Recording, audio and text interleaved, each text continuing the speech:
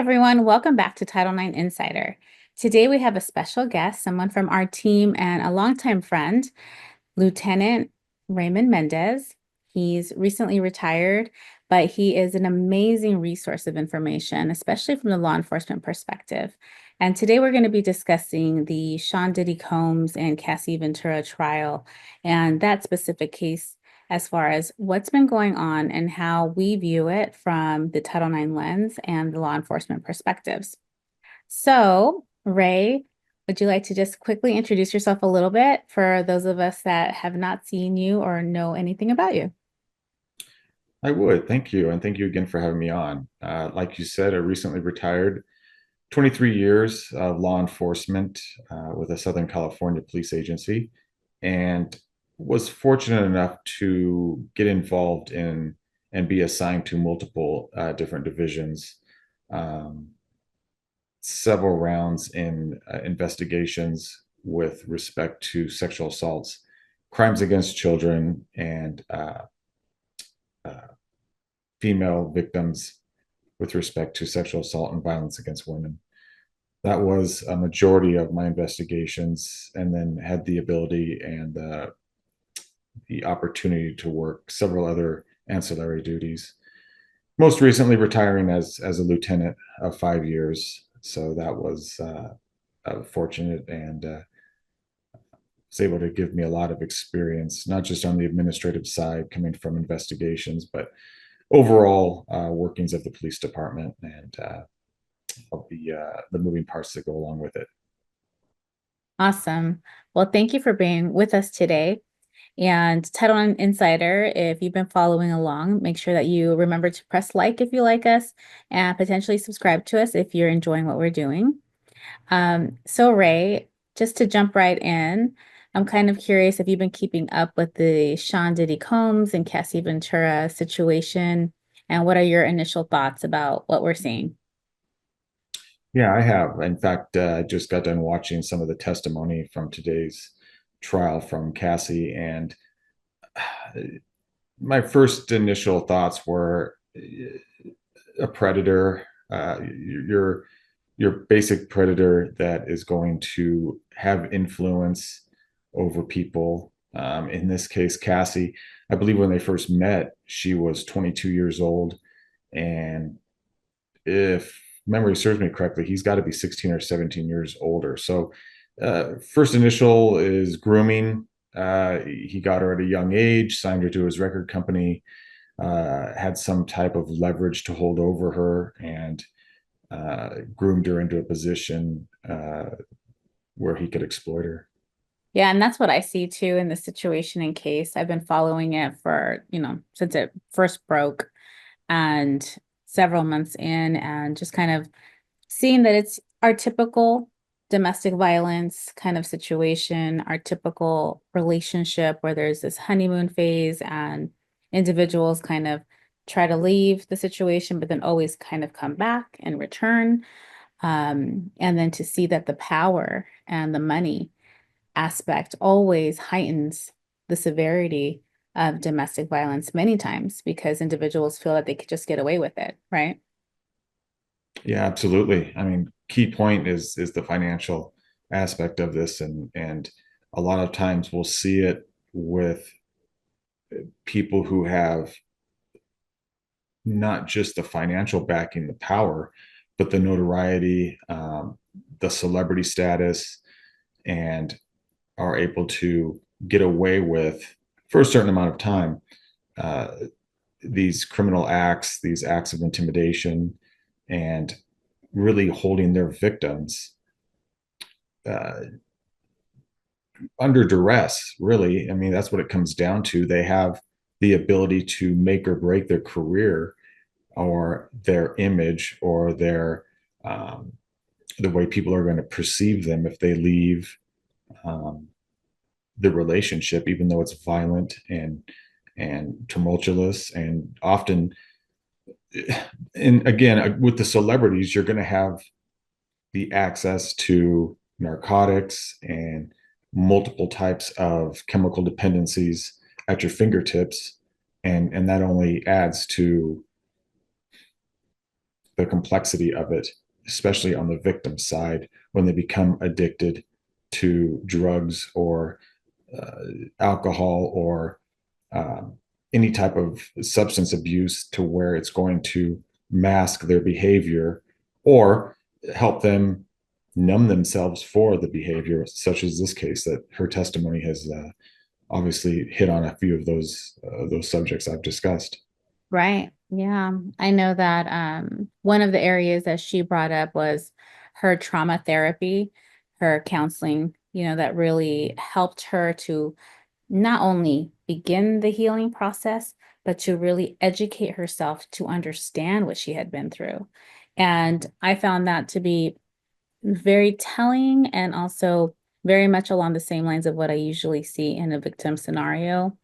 I know in a lot of the cases I've worked on as an expert witness, and even in the cases I've seen just growing up surrounded by family members that have had domestic violence, also just everyday people, it's always the same thing that individuals sometimes can't even understand or classify what they've been through. They don't know what it is. They just know that something didn't feel right, but they don't know that it was a Title IX violation. They don't know that it's something called coercion. They don't know something about consent. Um, they don't understand that they were under duress, as you just described it, and that they've been basically manipulated and groomed. Many times it takes decades, and it's not an unfamiliar territory for me to see that, and I'm sure for you too, where a victim comes forward and says, I just didn't realize how bad it was, or I didn't really see it, especially when they are on the drugs and just kind of self-medicating themselves along the way to just kind of be able to survive it. What are your thoughts on that? I couldn't agree more. I think the key word that was manipulation, is that they're being manipulated to the point to where, yes, you have the drugs and the alcohol that will make it easier, I guess, or to put themselves and disconnect themselves from any act.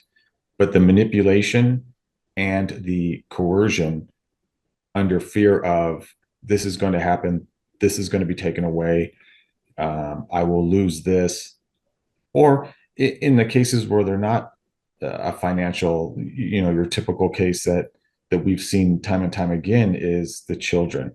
What's going to happen if I leave my boyfriend, my husband, my significant other? Who's going to support me?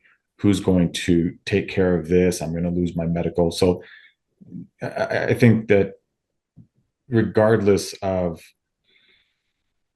the power and the money, like you said, domestic violence, spousal violence, and all of the trauma that comes with it, is it goes across all platforms, whether it's a typical family or a celebrity.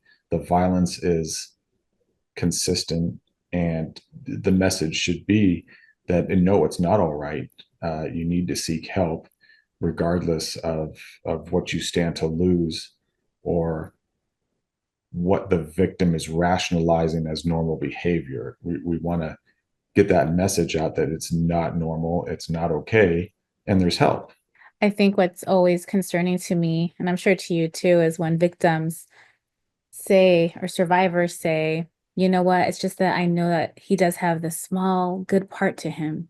That's the piece I was always hoping would just, become who he was all the time. And as I was reading some of the stuff about Cassie Ventura's questioning, um, at one point she does describe that she had continued after she broke it off, or they broke it off, and they hung out, a little bit. They were kind of communicating. They went to dinner. They were just being friendly. She was already in a new relationship. Um, and they went back to her place. Well, he ends up assaulting her and raping her. And then she speaks to him again sometime after that, and then has consensual sex with him. And that, to a lot of people, I'm sure seems weird. It seems odd. How could she do that? Obviously, she must have wanted it all along. And that's not necessarily what it means. I know that I've seen it where individuals are, and she described it that way as I just would try to see the good in him. And I was, I'm sure she was trying to forgive him in her own way, unhealthy, but in her own way, trying to make sense of what it is that they have as a relationship. Now, I know everyone's saying it's toxic and unhealthy and it's domestic violence, and it truly is. And I think it's good for us to like really dig into this a little bit for those that don't really understand what domestic violence is, because it really can be ugly. Um, I mean, what are your thoughts about that when individuals are looking for that good side of the individual? Yeah, we've heard that, and that's a common theme that one of the spouses, the victim, the survivor, will find that one thing, and a lot of times it's what the initial attraction was in the beginning of the relationship. Oh, he was so fill in the blank, or she was so charming or nice, or was a family person, was centered around family.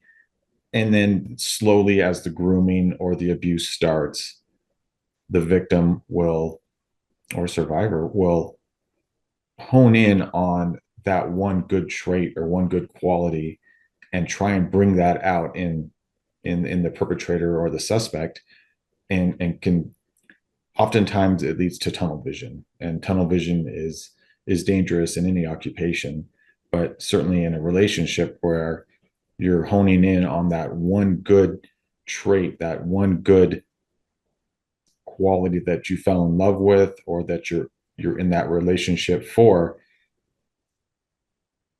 but it comes with all this other baggage or manipulation that they're trying to work themselves through. So when you say that, Cassie was saying that she went back even after the rape and had consensual sex, it sounds like that she's searching. She wants to bring out the best of what she saw in him, and is trying to work through all the other problems and issues that are in the relationship. But unfortunate, but it is more common. Yeah, and I think I've mentioned it in some of my other recordings with others. It's always very parallel in my mind to the Stockholm Syndrome, where individuals fall in love with the individual that's raping them, abusing them, as a survival mechanism. It is something where they, in their own minds, they almost are in this deep state of denial that something is wrong, because otherwise, I mean, what do they got? Yeah, I agree. That's a very popular syndrome, and is alive and well today, with respect to um, abusers and their victims, or the survivors that have adapted or become okay on a certain level with a certain amount of abuse that they can rationalize, um, and justify, not just to themselves but to often family and friends, that, oh, he's not that bad, or hey, she's not that bad, or yeah, I mean, every relationship has a problem, but fill in the blank, he's got this and this and this, or she's got this and this and this. And classic Stockholm syndrome for sure. Mhm. And one thing about the Diddy stuff, and we'll talk about the escalation of behavior here, um, because with that power and fame, he's got the ability to do bomb threats, right? To possibly bomb somebody's car, stay away from somebody else, or all of a sudden, as a person in his life, I'm sure all of his threats seem very much realistic. It's not just words.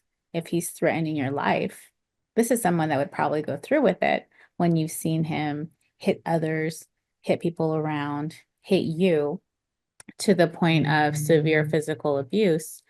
You begin to see someone that you just don't want to go up against, because you're not sure what he's really capable of.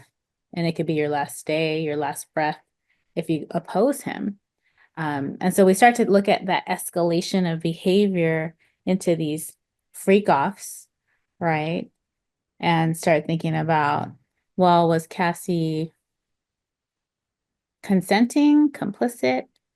I mean, I don't know, have you come across, some of these sex circles or things like that while you were in law enforcement to kind of discuss the escalation of behavior? Because I know sexual deviants, once they feel they can get away with things, they will go as far as they want and can, um, until someone really truly stops them, which I know can be difficult, with law enforcement at times.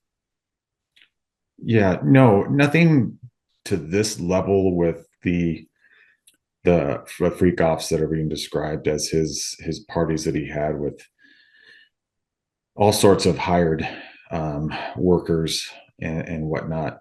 A lot of times with the escalation of cooperation, if we want to use that word, I'm not sure if that's the best word, but with the escalation of performances or acts or really whatever makes the other party uncomfortable with is going to be what I'm trying to key in on here. And no, I don't have experience investigating these types of sex parties, but I do have experience in the coercion and the manipulation with respect to filming sex acts. That seems to be, or at least was on a number of my cases, was to make videos, homemade videos. And it was just the two of them, boyfriend, girlfriend. Uh, but it's, Rome wasn't built in a day. So it's a picture here, it's a selfie there, and then it gradually grows into, well, you did this and you did this and you did this. Let's take it to this level, or let's move it one notch up until you get to whatever the perpetrator, the predator is desiring for for their girlfriend or their wife or for their victim to perform. So the manipulation, the coercion, the leverage is the same. It's just how you get from point A to where you're at now. And it it's the old adage of, how do you eat an elephant? Well, it's one bite at a time. Of course, we've all heard this, and it's no different with manipulation, coercion. It's little baby steps until this thing grows into uh, whatever is wanted on the outcome. I was just describing how people say, "Well, oh my gosh, well, how did it get to that?" Well, you don't go from 0 to 100. People are always in shock and awe at the actual outcome of an event or a sex party. Well, typically it starts very small. Mm-hmm. They gain the trust, and that becomes the norm, and then every month we kick it up a notch, and until you get to that outcome that comes out on TV or is at the police department saying, whoa, I found this on my daughter's phone, or this.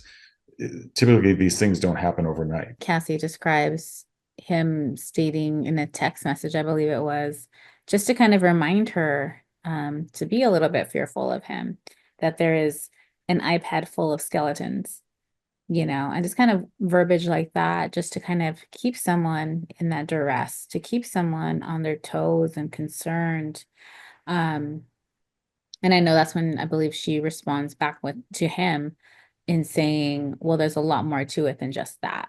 There's a lot that I could say about all of those things that were recorded.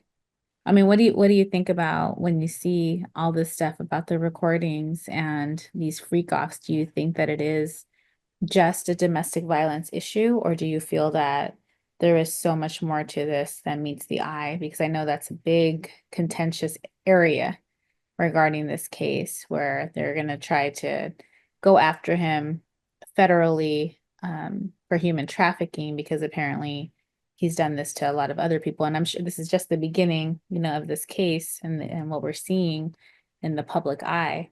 But I'm really curious what you think about that.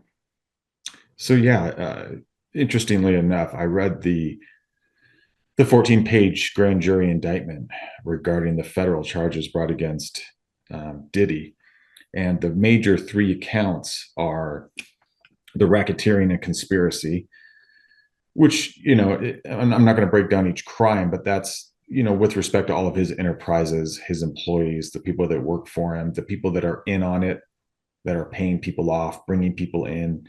I think count 2 was sex trafficking under force or coercion. So you have those 2 federal charges, let alone, and then the third was the transportation to engage in prostitution.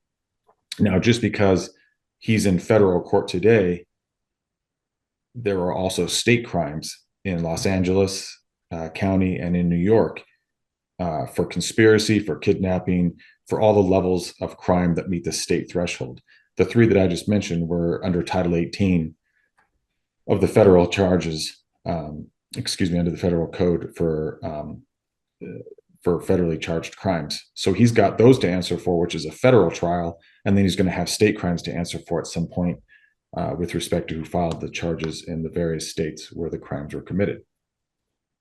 That being said, with the videos that he had, that is common with predators and with suspects who are going to hold their victims accountable and to control them. It comes down to control at the end of the day. If you don't do this, I'm going to do this. Meaning I'm going to expose these sex tapes. I'm going to expose this.